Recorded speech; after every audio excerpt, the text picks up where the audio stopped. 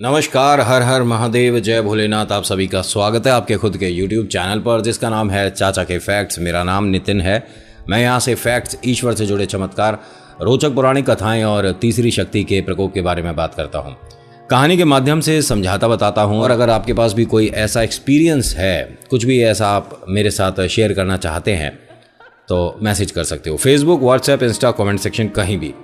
जो मैं आज आपको कहानी सुनाने वाला हूँ ये तीसरी शक्ति से हुआ एक ऐसा प्रकोप है जो पहली बात तो ज़्यादा पुराना नहीं, और दूसरी बात ये कि आने वाला जो वक्त है इसमें आपको ज़्यादा ध्यान रखना होगा। इस कहानी के माध्यम से मैं समझाने की कोशिश करूँगा कि किन बातों पर। खैर, अभी चैनल का इंट्रो, फिर उसके बाद आकर कहानी शुरू करूँगा। कहीं मत जाइएगा, पूरी कहानी सुनिएगा।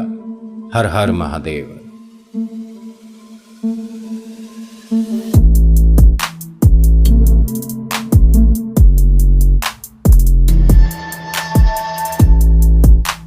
कहानी शुरू करने से पहले मेरी आप सभी से रिक्वेस्ट है कि अगर आपको पसंद आती है तो please hit the like button. अगर पहली बार आए हैं और पसंद आई तो प्लीज़ सब्सक्राइब ज़रूर करिएगा, क्योंकि जब आप सब्सक्राइब करते हैं तो ऐसा लगता है कि शायद हमारी मेहनत आपको पसंद आई। और अगर कोई कमी है तो मुझे आप फीडबैक ज़रूर दीजिएगा। उसको देखने पढ़ने के बाद मैं जैसा आप चाहते हो चेंजेस करने के लिए कोशिश करूँगा। सब्सक्राइब के साथ ऑल के बटन को दोबारा रखा है ना, इससे ये फ़ायदा होगा जब भी मैं कहानी अपलोड करूँगा आप तक मैसेज आ जाएगा। आज की कहानी दिल्ली द्वारका से है और भेजने वाले हैं शेखर जी। इनकी धर्मपत्नी का नाम प्रिया है। इनके 3 बच्चे हैं, तरुण, सोनू और गिन्नी। तरुण सबसे बड़ा बेटा है जो कि 12वीं कक्षा में है। सोनू उससे छोटा बेटा है जो कि 9वीं कक्षा में है। और गिन्नी जो बिटिया है ये 7वीं क्लास में है। ठीक है, तीनों छोटे ही बच्चे हैं, लेकिन तरुण को और सोनू को मैं ये कह सकता हूँ कि ये समझदार हो चुके हैं, क्योंकि आज की डेट में बच्चा इतना बड़ा काफ़ी कुछ बातें समझता है। शेखर जो हैं ये अपने बच्चों पर किसी भी तरह की रोक टोक नहीं रखते हैं। ये साधारण सा परिवार है, मिडिल क्लास फैमिली है। हफ्ते में एक बार कभी मौका लगता है तो बाहर खाना खाने चले जाते हैं। और इनमें से किसी का जब जन्मदिन होता है तो भैया पूरे दिन ये पार्टी करते हैं, घूमते हैं, मॉल्स वगैरह जाते हैं। और दिल्ली में तो आपको पता ही है, दिल्ली ही क्या हर जगह अब मॉल्स तो बहुत साधारण सी बात हो गई। जाना, वहाँ समय व्यतीत करना, वहाँ कुछ गेम्स वगैरह खेलना बहुत आसान और साधारण है। हर किसी के घर के आसपास ही है अब तो। पहले बड़ी कमाल की बात लगती थी मॉल जाना, है ना, लेकिन अब ये बहुत साधारण है। अब ये चलन में है और इस वजह से शेखर और प्रिया को कोई समस्या नहीं। किस वजह से? ये तीनों बिना बताए मम्मी पापा को मॉल चले जाते हैं घूमने। कभी मन होता है कुछ खरीदने का तो मॉल चले जाते हैं। कभी घर में गर्मी लग रही है और इन्वर्टर ठीक काम नहीं कर रहा है, लाइट की व्यवस्था ठीक नहीं है तो मॉल चले जाते हैं। कभी पापा ने थोड़ा सा डांट दिया, मम्मी की बात कुछ अच्छी नहीं लगी तो तीनों चाट पकौड़ी खाने के लिए मॉल चले जाते हैं। मतलब इन तीनों का आपस में अच्छा बॉन्डिंग है, साधारण सा परिवार है, प्यारा सा। ठीक है, लेकिन ये जो प्रेत वाली बात है ये कहाँ से आ गई? भूत प्रेत आत्मा इस साधारण से परिवार के साथ कैसे? ये वाली बाधा ऐसे बच्चों पे, ऐसे परिवार पे कैसे आ सकती है जो ना किसी के बारे में कोई बुरा सोच रहे ना बुरा कर रहे? क्योंकि कहते हैं ना कि बुरा करेंगे तभी बुरा होगा। ये तो साधारण सा परिवार है, इन्होंने किसी के साथ क्या बुरा किया है जो कि प्रेत बाधा, वो भी इस परिवार पर? पता चलेगा आपको कि इनमें से किसने क्या गलती करी थी। शेखर और प्रिया ये बहुत बहुत सुलझे हुए इंसान हैं। अपने बच्चों को हर वो शिक्षा देने की कोशिश करते हैं जो कि उनके लिए ज़रूरी है, और ऐसी बातों से दूर रखते हैं जो कि इनके लिए ज़रूरी नहीं है। तरुण, मैंने बताया आपको, 12वीं कक्षा में है, तो ये बहुत स्कूल से बाहर की बातों में भी अपना दिमाग लगाता रहता है और इसे कुछ बातों का पता भी है। अभी यहाँ भूत प्रेत आत्मा कुछ नहीं है। तरुण सबसे ज़्यादा प्यार अपने दादाजी से करता है, और जो दादाजी हैं वो और दादी अम्मा, ये दोनों इनके घर से तकरीबन आधा घंटा की दूरी पर है। यानी आप पैदल पैदल इनके घर तक जा सकते हो। तरुण का क्या है कि जब स्कूल से आता है घर पर पढ़ाई करता है और मन करता है, अधिकतर इसका मन करता है, ठीक है, ये दादा दादी के पास चला जाता है। और रात में 9 बजे 10 बजे वहाँ से वापस आ जाता है। वहाँ पढ़ता है, खेलता है, दादा से बहुत सारे किस्से कहानियाँ सुनता है और विचित्र सी बातें भी सुनने को मिलती हैं जादू के बारे में, या पहले के समय में ऐसा होता था, पहले के समय में चीज़ें ऐसी सस्ती हुआ करती थी, बहुत सारी चीज़ें। और दादाजी ने बताया कि बेटा हमने तो जीवन में पहली बार मॉल देखा है। हमारे वक्त में, हमारे समय में जब हम नौकरी करा करते थे ऐसा कुछ नहीं था, बस दुकानें होती थी, लेकिन ऐसी शानदार दुकानें नहीं होती थी।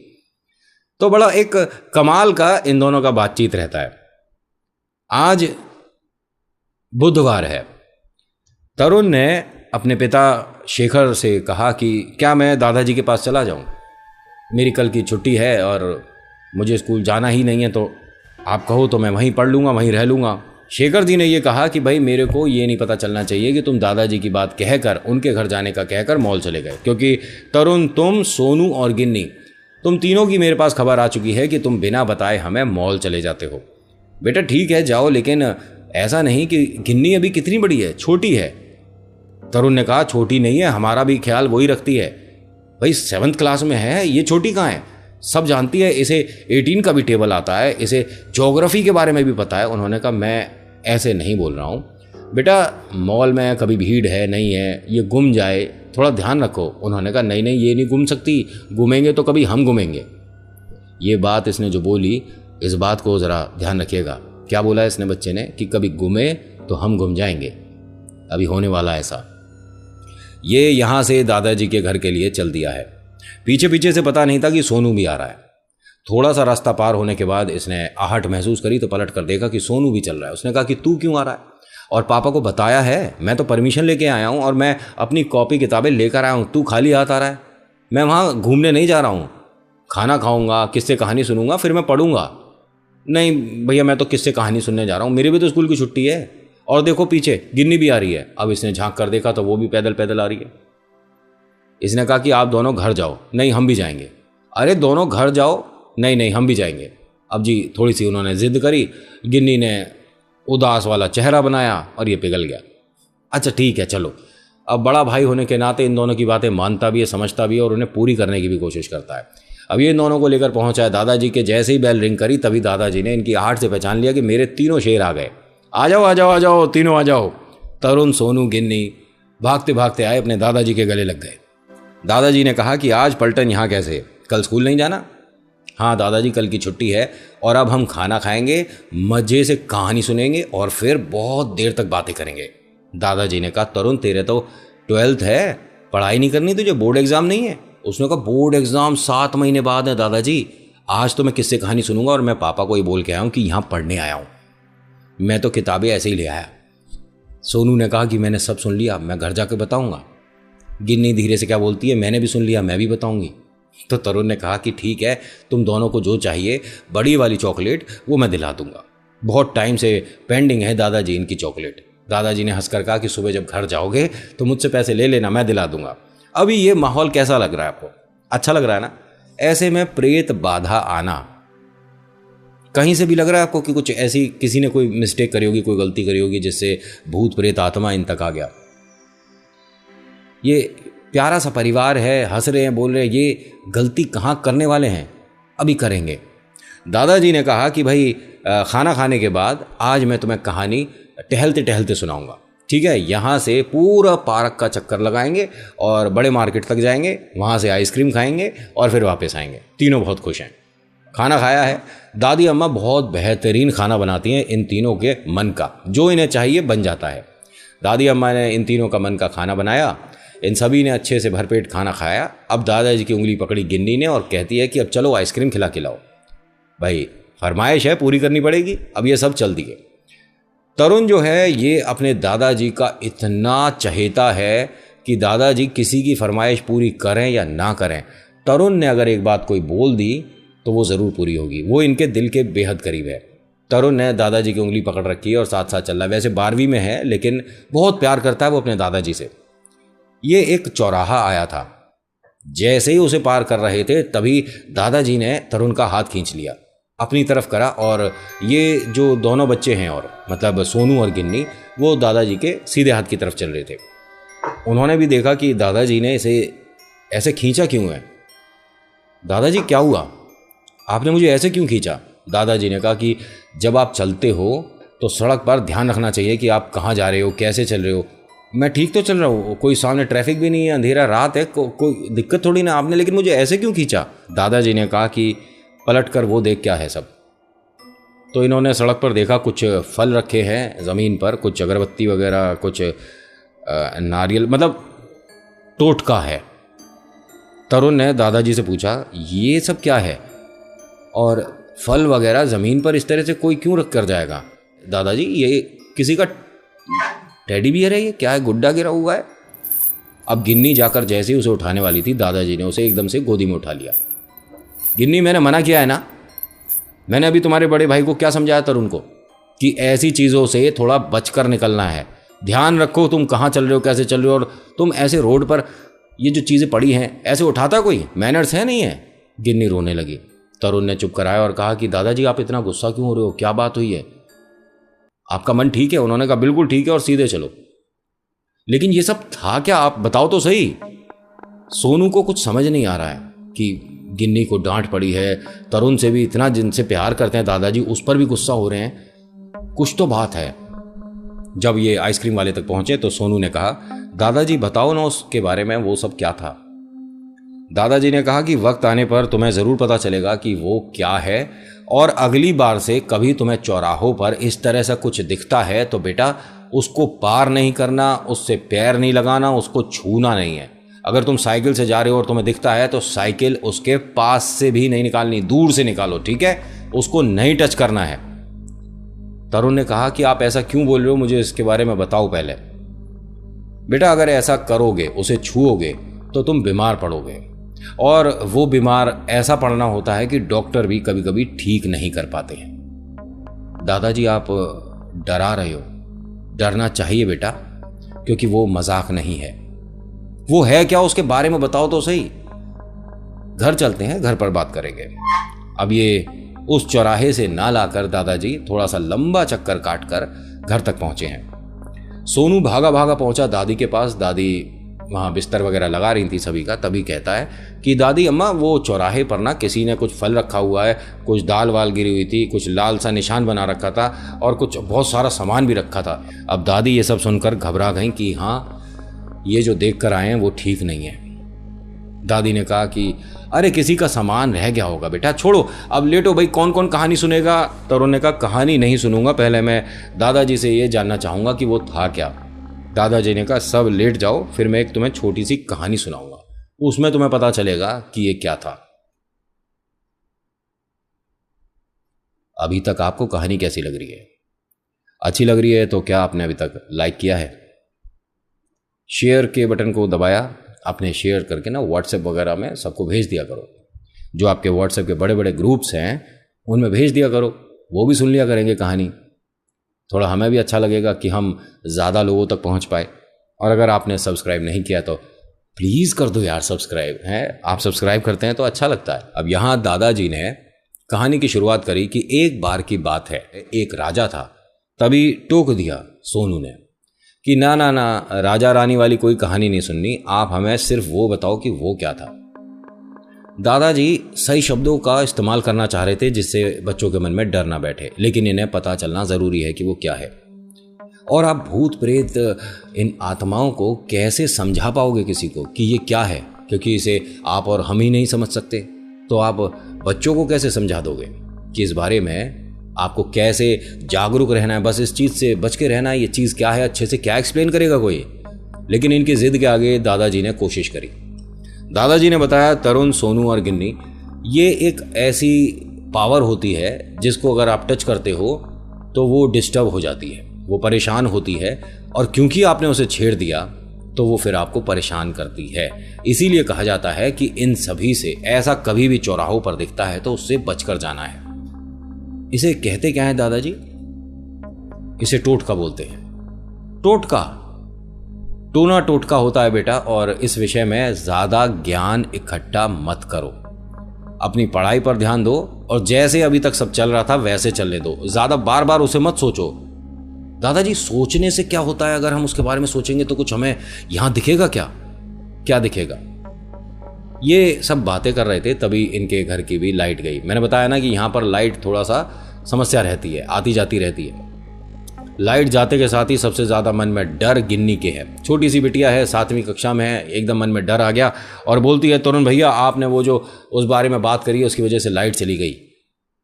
ये बात तो उसने डर में, बालक है कुछ भी बोल देता है, लेकिन दादाजी के मन में ये बात घर कर रही है। ये थोड़े चिंतित हो रहे हैं, परेशान हो रहे हैं। तरुण से क्या कहते हैं कि तरुण हल्का सा भी क्या उस पर पैर लगा था तेरा? किस पर दादाजी? वो जो चौराहे पर देखा था, क्या हल्का सा भी पैर छुआ था? नहीं नहीं, मेरा तो पैर उस पर मैं रखने वाला था, तभी आपने मुझे एकदम खींच लिया था। पक्का पता है ना कि पैर नहीं लगा था? नहीं नहीं, बिल्कुल नहीं लगा था। ठीक है। दादाजी ने इन्हें थोड़ी सी मजाक मस्ती वाली कहानी सुनाई, इनका मन बदला और ये सब सो गए। दिन निकल गया जी बहुत सही तरीके से, कोई समस्या नहीं हुई। सुबह सुबह दादाजी ने इन्हें टॉफ़ी चॉकलेट के पैसे दिए और ये अपने घर आ गए। किसी तरह की कोई प्रेत बाधा नहीं, किसी तरह की कोई समस्या नहीं, किसी टोटके को इन्होंने नहीं छुआ है।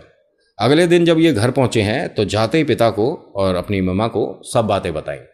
हम गए थे, हमने कल टोना टोटका देखा और किसी ने इस चौराहे पर कर रखा था जो हमारे घर से आगे वाला है, और उसमें ये था, उसमें वो था, सामान बताने लग गए।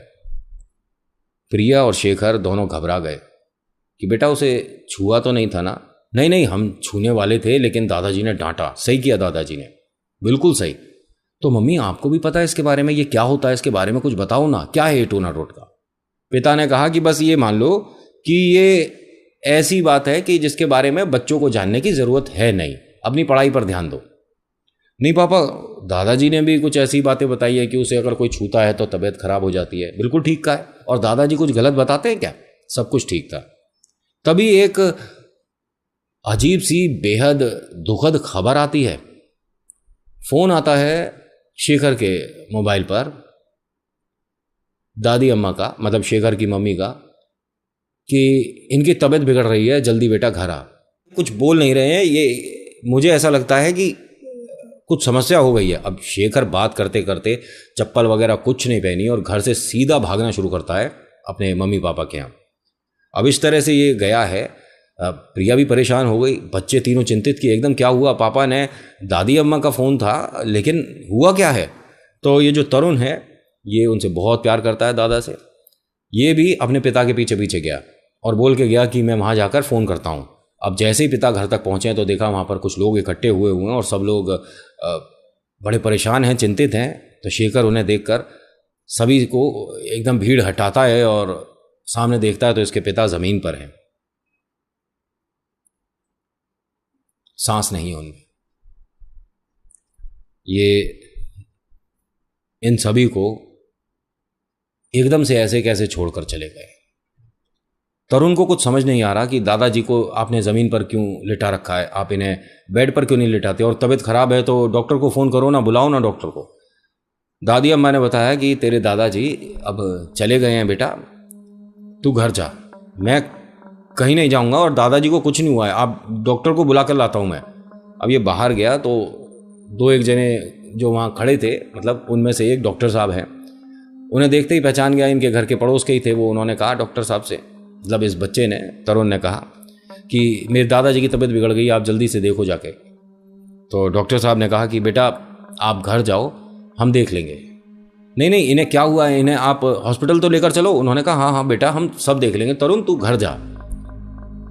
शेखर ने डांट कर तरुण को यहां से भेज दिया।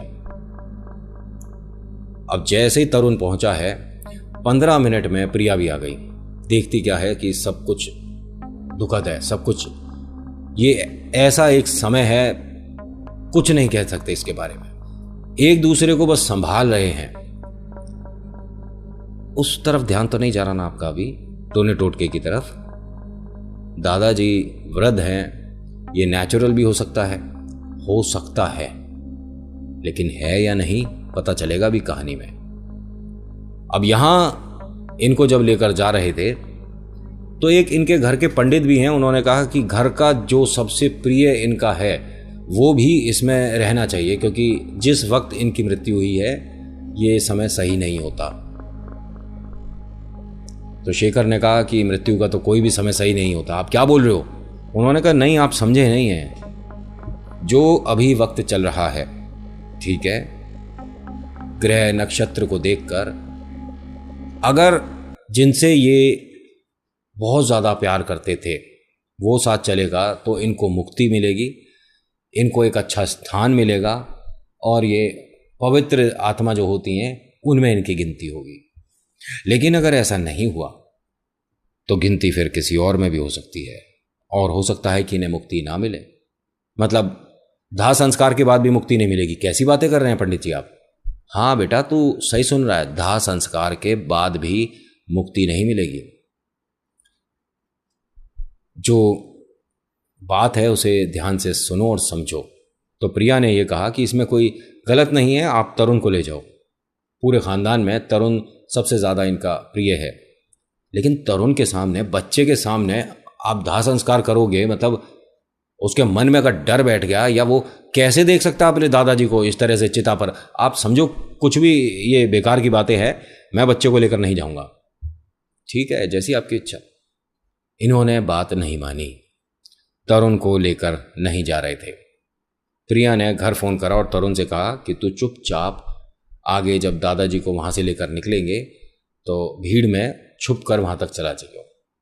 पिता तक मत आइयो, दादाजी तक मत आइयो, लेकिन वहां जहां तक दादाजी को लेकर जाएंगे वहां जाना।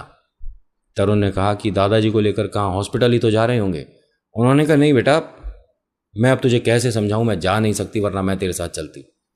तू अगर अपनी मम्मी को प्यार करता है तो ये बात करेगा, मानेगा मेरी बात, ठीक है। जैसे ही वो लोग उस ग्राउंड में आएंगे तो पहला वाला जो पिलर है, ठीक है, वहां जाने के बाद तू वापस आ जाएगा, ठीक है।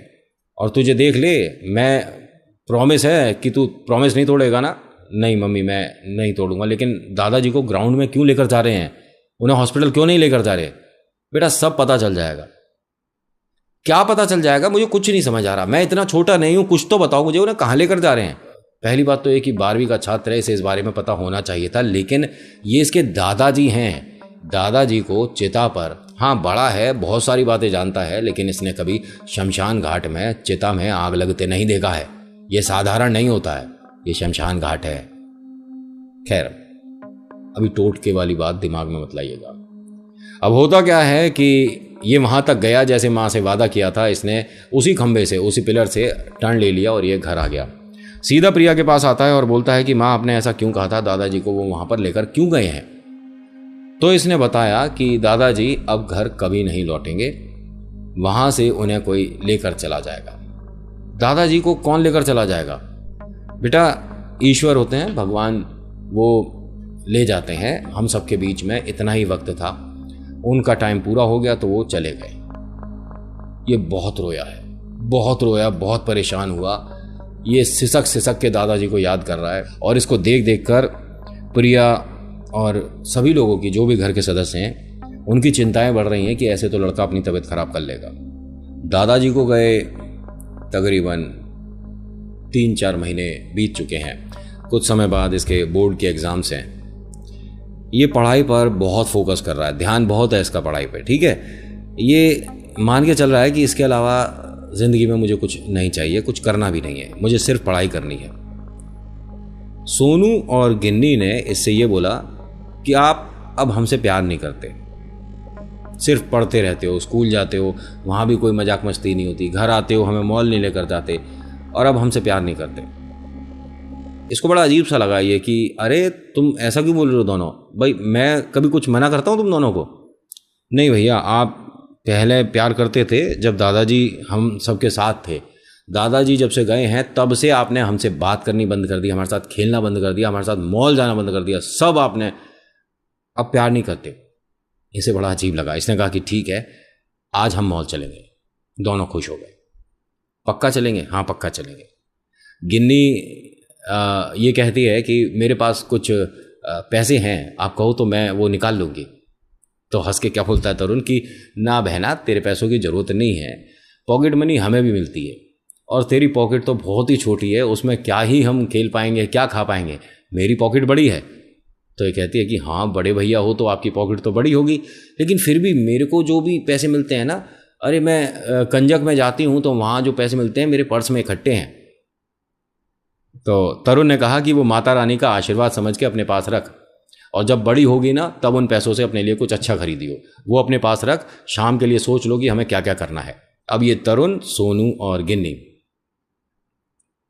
मम्मी पापा को बिना बताए जाने का प्लान कर रहे हैं। लेकिन आपको पता है ना कि इस प्लानिंग में कौन इनके साथ है? गिन्नी। जो बेटियां हैं वो माँ के बहुत ज़्यादा करीब होती हैं, लेकिन पापा फर्स्ट हीरो होते हैं, और साथ ही साथ पिता के लिए उनकी बेटी बहुत मायने रखती है। वो दिल का टुकड़ा नहीं, वो दिल ही है, ठीक है।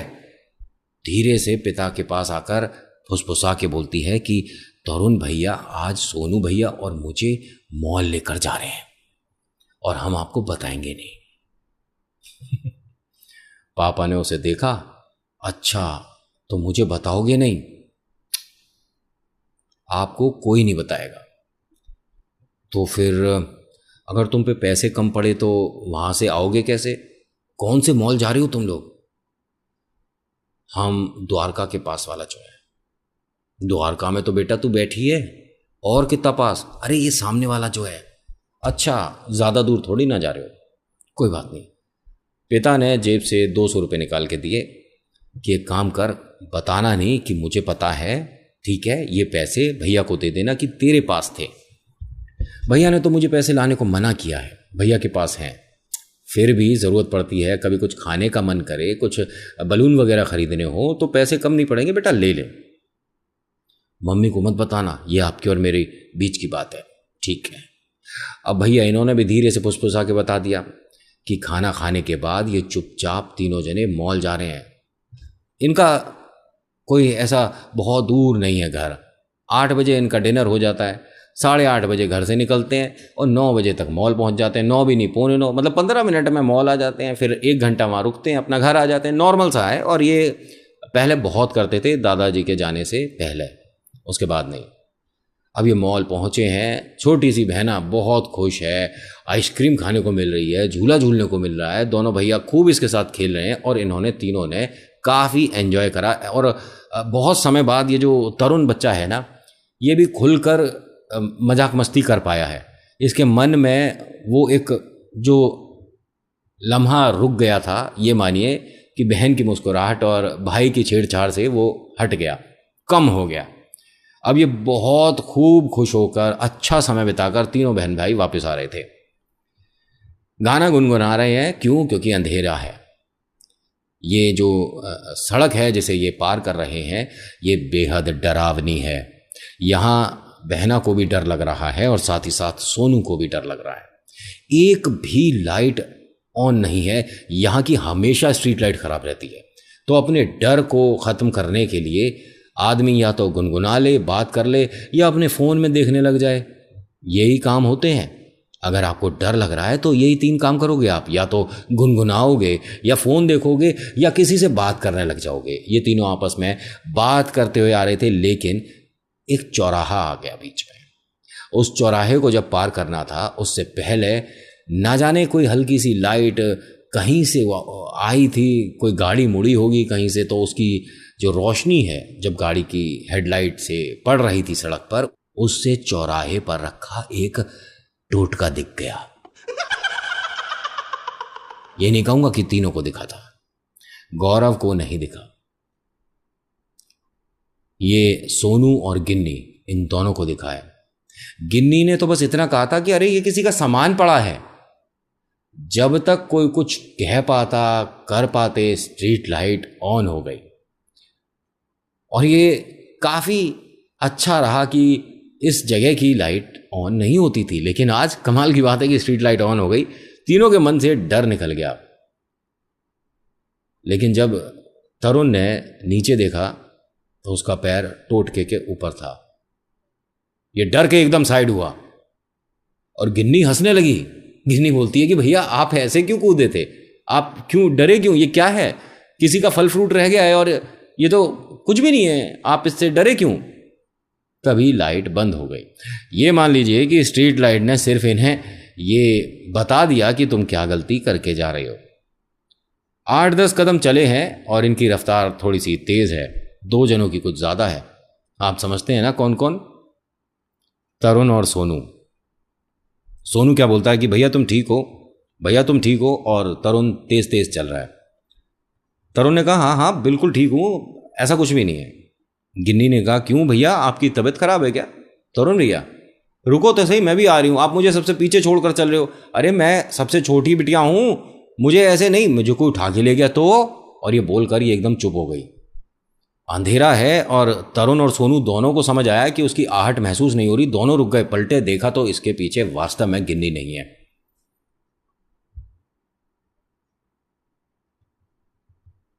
ये तरुण जो है 2-1 सेकंड तक तो अपनी बहना को ढूंढ रहा था। तीसरे सेकंड ये रुक गया। सोनू ने कहा कि भैया क्या हो गया, गिन्नी को ढूंढते क्यों नहीं, रुके क्यों हो? ये इसकी तरफ देखकर घुर्रा रहा है।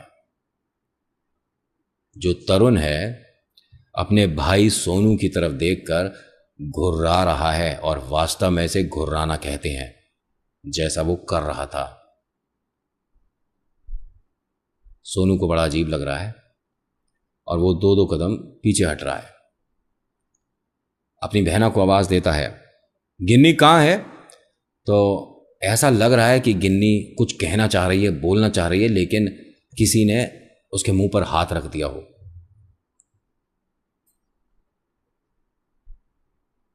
क्या हुआ आगे पता पड़ेगा अगले भाग में। तो आज की कहानी में इतना ही। आज की कहानी आपको कैसी लगी मुझे बताइएगा ज़रूर। अच्छी लगी तो प्लीज़ लाइक करिए, शेयर करिए और कमेंट में लिखिएगा जय श्री मेहंदीपुर बालाजी महाराज, आपका नाम आपकी जगह। हर बार बोलता हूँ अपने ईश्वर पर भरोसा करो, ट्रस्ट करो, चमत्कार होने शुरू हो जाएंगे। So thank you so much for watching. मेरा नाम नितिन है। मुलाकात करूंगा आपसे एक अगली वीडियो में। हर हर महादेव, जय भोलेनाथ, धन्यवाद।